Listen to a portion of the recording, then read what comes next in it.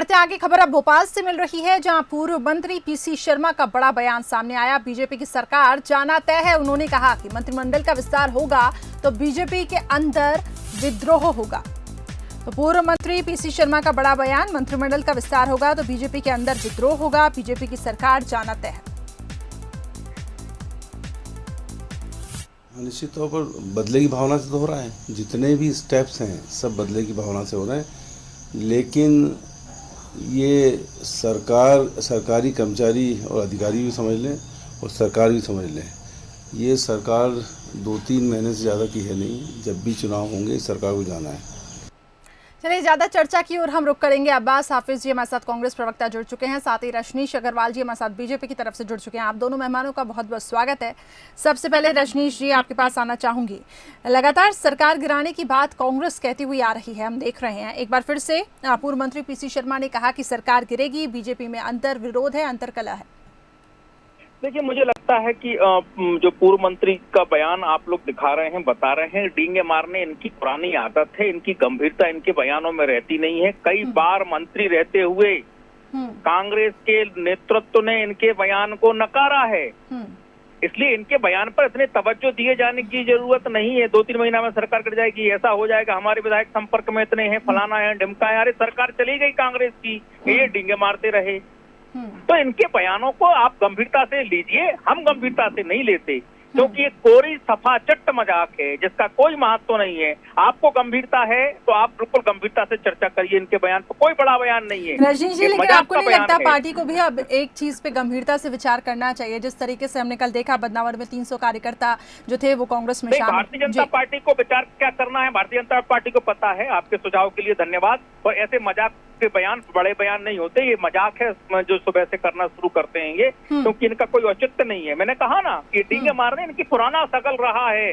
जनसंपर्क मंत्री रहते हुए जो बयान देते थे कांग्रेस के नेता, पदाधिकारी, प्रवक्ता उसको नकार देते थे। कहो तो मैं सबूत बताऊं एक एक करके। तो इसलिए इनका महत्व नहीं है, ना बड़ा है ना महत्व का है। ये केवल मजाक कर रहे हैं, बयानबाजी करना है, डींगे मारना है, मारते जाइए। बयानबाजी प्रतिक्रिया का कोई मतलब नहीं है।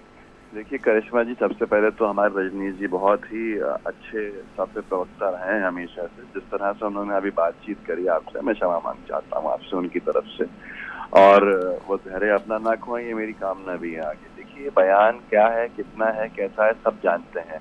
उसकी अहमियत कितनी है इससे ये पता चलता है कि भाजपा आज तक मंत्रिमंडल विस्तार नहीं कर पाई है।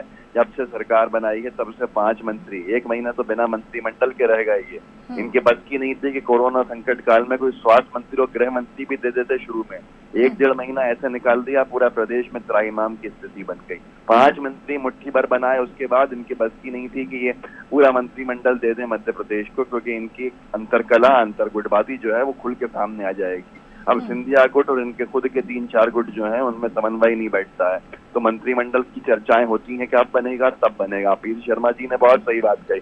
24 उपचुनाव है, 23 हमारी सीट है जहां हम जीते थे, कांग्रेस के सिंबल पे जीते थे। अरे इन 23 विधायकों के पूरों के तो भाजपा के लोग भी नाम नहीं जानते होंगे, सिर्फ ये जानते हैं कांग्रेस विधायक। तो चलिए रजनीश जी, छोटा सा रिएक्शन सर, और मैं सुझाव आपको नहीं दे रही थी, बस जो कांग्रेस की तरफ से बातें कही जा रही थी सर, मैं बस वही आपको बता रही थी। नहीं, मैंने कहा, इसलिए मैंने कहा, और मेरा निवेदन है कि ये इनका मजाक के बयानों को बड़े बयान नहीं, ये डींगे मारने तथ्य के साथ में प्रस्तुत होना चाहिए, तर्क के साथ में बात करना चाहिए जी। और जब एक भारतीय जनता पार्टी के बारे में कांग्रेस जब बयान करके इनके अंदर ऐसा है, उनके अरे किसने क्या कह दिया, क्या कर दिया, कोई बात तो सामने हो तो आप बात करें। जी तर्क ही तो है, के पत्तों के महल खड़ा करना और उस प्रकार की बातें करना शुरू कर देना।